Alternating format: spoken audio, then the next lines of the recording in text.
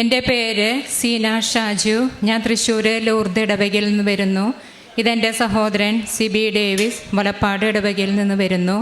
ഞാൻ ആദ്യമായിട്ട് ഉടമ്പടി എടുക്കുന്നത് 1/2/2023 ഞാൻ രണ്ടാമത്തെ പ്രാവശ്യമാണ് ഇവിടെ സാക്ഷ്യം പറയാനായിട്ട് അമ്മ പ്രത്യക്ഷപ്പെട്ട ഈ അൾത്താരയിൽ നിൽക്കുന്നത്. എനിക്ക് നടുവേദന ഭയങ്കര അസഹ്യമായി വന്നു. ഒട്ടും നടക്കാൻ പറ്റാതെയായി, ജോലിക്ക് പോകാൻ സാധിക്കാതെയായി. അങ്ങനെ ഞാനിവിടെ വന്ന് ഉടമ്പടി എടുത്തു. ഞാൻ ആദ്യമായിട്ട് ഉടമ്പടി എടുക്കാനായിട്ട് വരുമ്പോൾ എൻ്റെ സഹോദരനും അമ്മയും കൂടി പിടിച്ചുകൊണ്ടാണ് എന്നെ വന്നത്. ഒട്ടും നിൽക്കാനായിട്ട് സാധിക്കുമായിരുന്നില്ല. അവിടെ ചെയറിൽ ഇരുന്നു കൊണ്ടാണ് ഞാൻ ഉടമ്പടി എടുത്തത്. അങ്ങനെ അതിന് ശേഷം എനിക്ക് പൂർണ്ണമായിട്ട് സൗഖ്യം ലഭിച്ചു.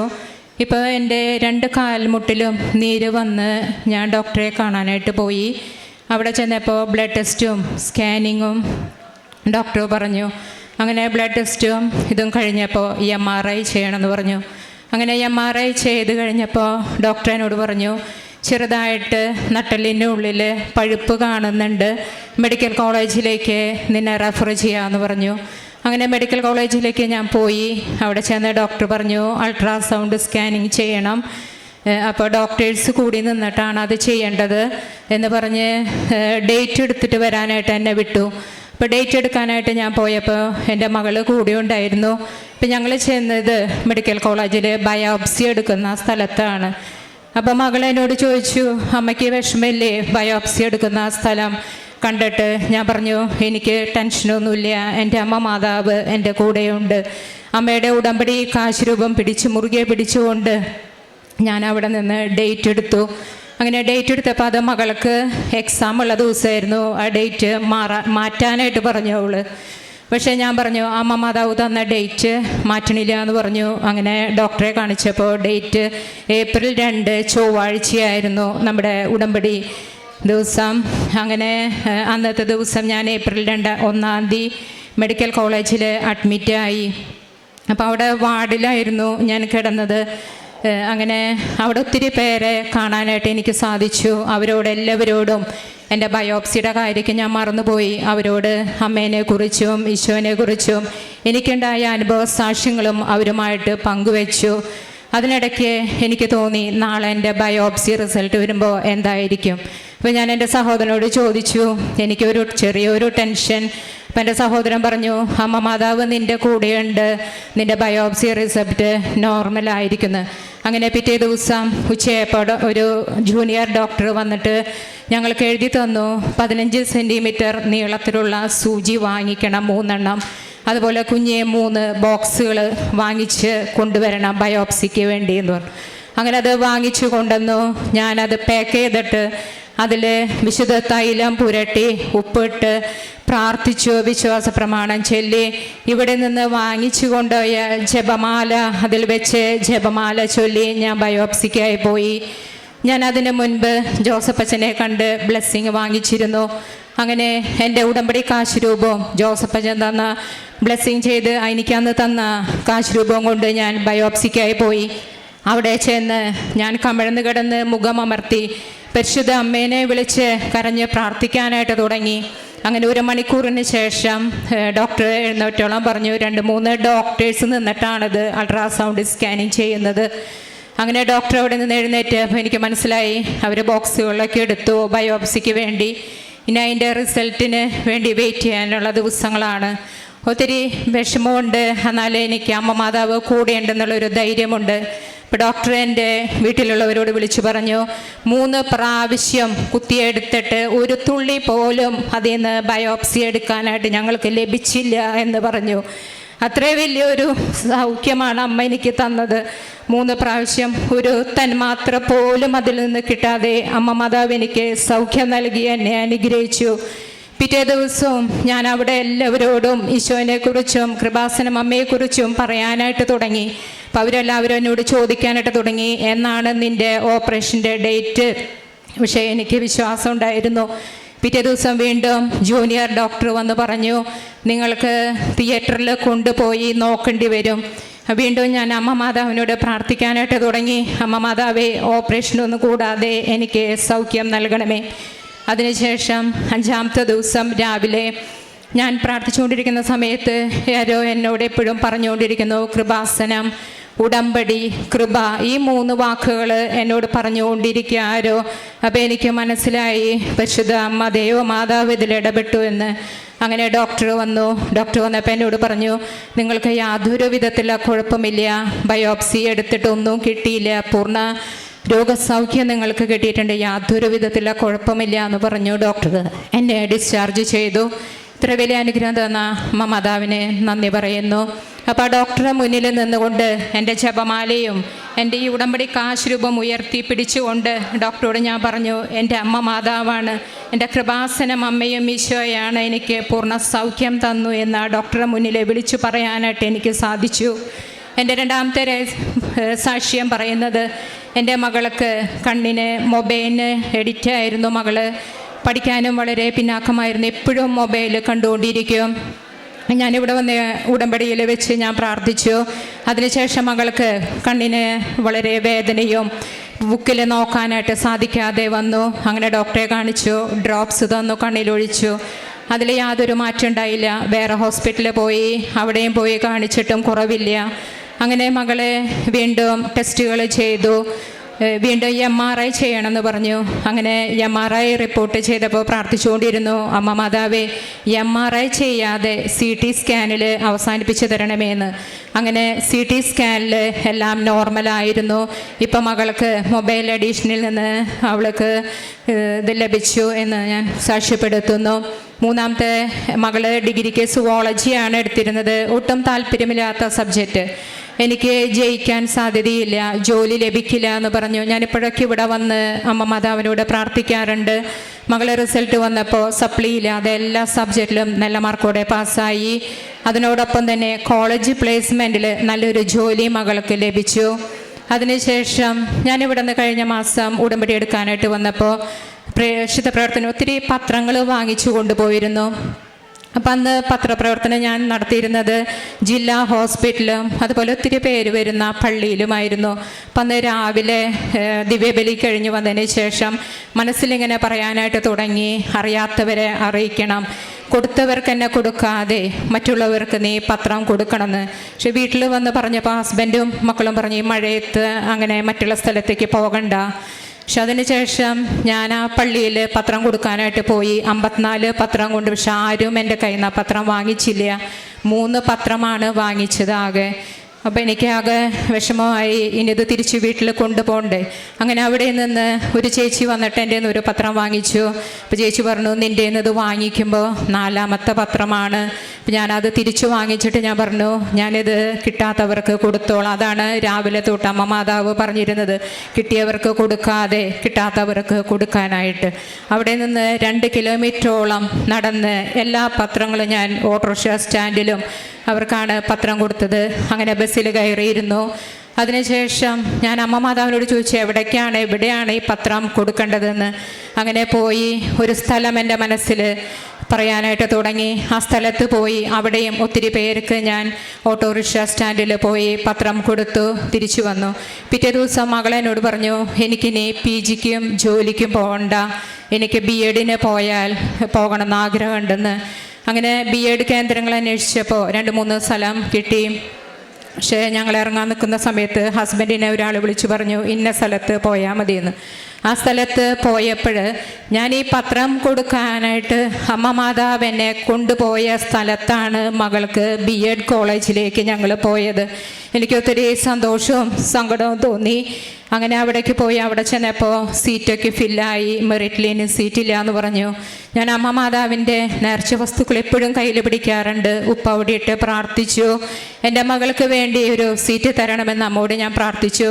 അങ്ങനെ തിരിച്ചു പോന്നു. 2-3 ദിവസം കഴിഞ്ഞപ്പോൾ ഞാൻ അമ്മോട് പറഞ്ഞു, എനിക്ക് 8-ാം തീയതി കൃപാസനത്തിൽ സാക്ഷ്യം പറയാനായിട്ട് പോകണം. അമ്മ മാതാവ് എനിക്ക് ഇത് വാങ്ങിച്ചു തരണം. അതിനുശേഷം 4 മണിക്കൂറിന് ശേഷം അവിടെ നിന്ന് വിളിച്ചു പറഞ്ഞു, മകൾ ആ സെൻറ്ററിൽ അഡ്മിഷൻ എടുത്തു. അതിന് പിന്നെ എൻ്റെ അടുത്ത സാക്ഷ്യം, ഒരു രോഗിയെ ശുശ്രൂഷിക്കാനായിട്ട് ഞാൻ ഹോസ്പിറ്റലിൽ പോയി. പനിയായിരുന്നു മകൾക്ക്. എത്രയേറെ ടെസ്റ്റുകൾ ചെയ്തിട്ടും എല്ലാം നോർമലായിരുന്നു. അങ്ങനെ അവസാനം യൂട്രസ് സ്കാൻ ചെയ്യണമെന്ന് പറഞ്ഞു.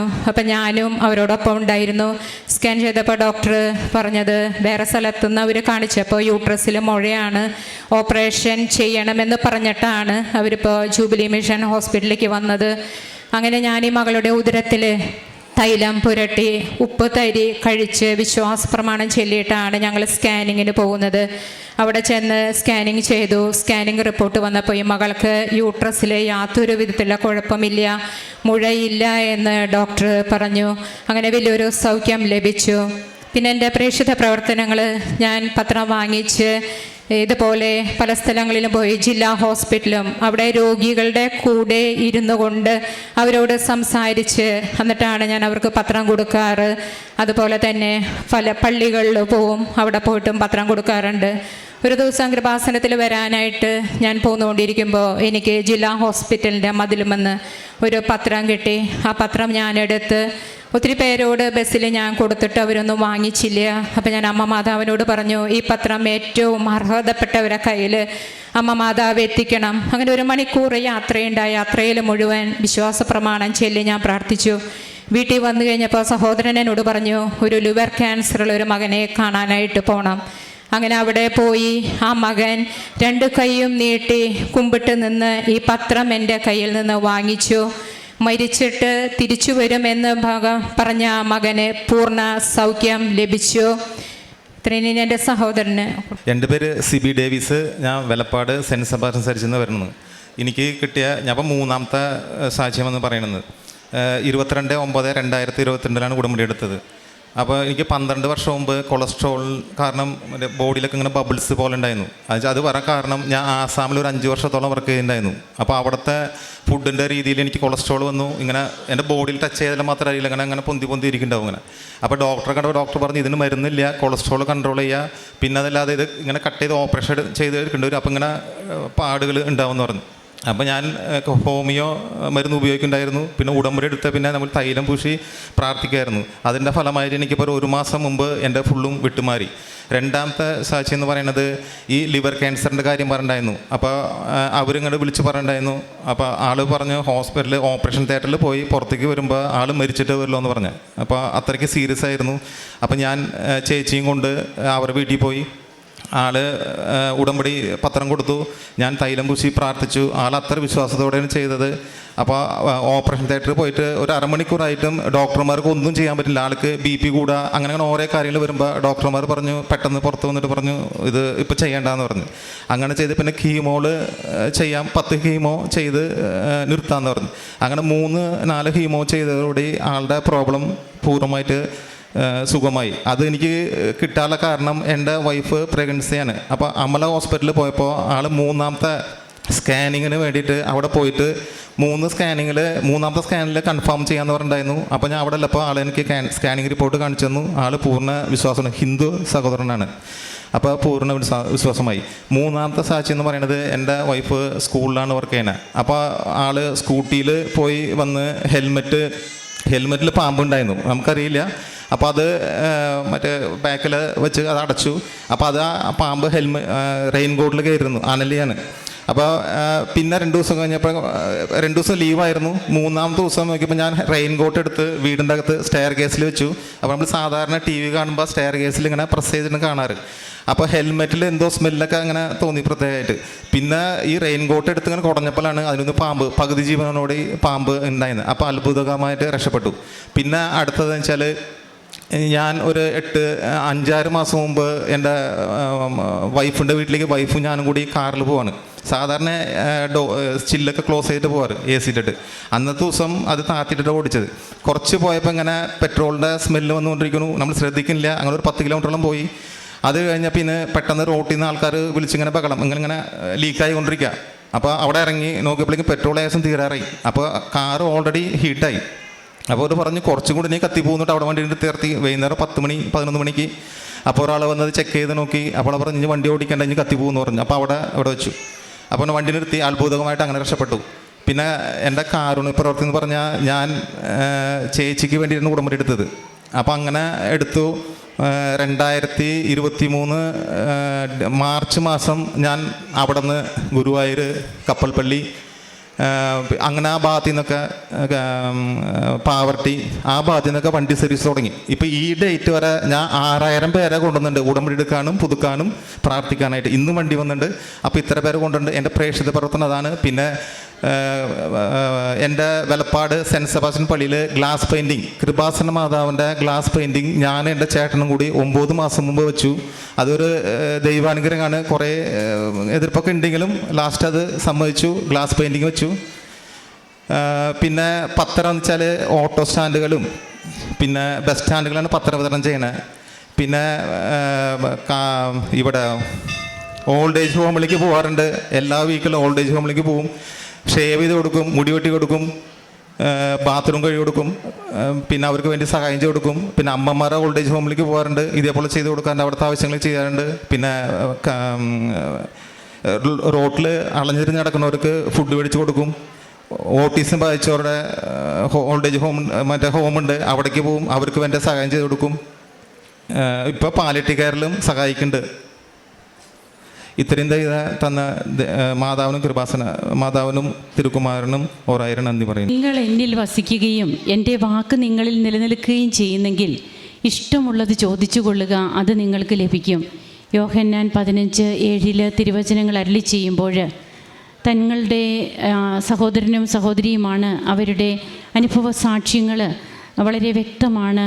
എങ്ങനെയൊക്കെ അവർ കാരുണ്യ പ്രവർത്തികൾ, പ്രേക്ഷിത പ്രവർത്തനമൊക്കെ ചെയ്യുന്നു, ഏതൊക്കെ രീതിയിൽ തങ്ങൾക്ക് ഈശോയെ പ്രഘോഷിക്കാൻ പറ്റുമോ അതെല്ലാം ചെയ്യുവാനായിട്ട് തയ്യാറായി നിൽക്കുന്ന ഒരു മനസ്സും ഹൃദയവും, അതാണ് ഉടമ്പടിയുടെ ജീവിതം മുമ്പോട്ട് നയിക്കുമ്പോൾ ഓരോരുത്തർക്കും പറയാനുള്ളത്. തങ്ങൾ ചെയ്യുന്നതൊന്നും കൂടുതലല്ല, ഇനിയും തങ്ങൾക്ക് ചെയ്യണം.